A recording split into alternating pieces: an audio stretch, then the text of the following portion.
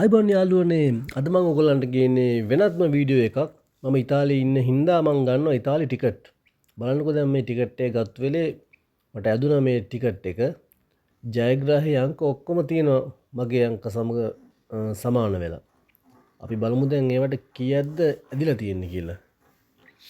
පළවෙනි අංකයේ සූරනවා. දෙවෙනි අංකයේ සීරුව 21. මේ හැම එකටම තියෙනවා මොකද ඉහළ අංක ඔක්කොම මගේ නම්බර් 10ටම සමාන වෙලා තියෙන්නේ. දැන් සූරපු හැම එකේම තිබ්බේ යුරෝ 5 ගන්න. මේ ටිකට් එක යුරෝ 5ක් වෙන්නේ. ඔය දැන් හිමින් සැරේ සූරගෙන යන. මේකටත් තියෙනවා 5ක්.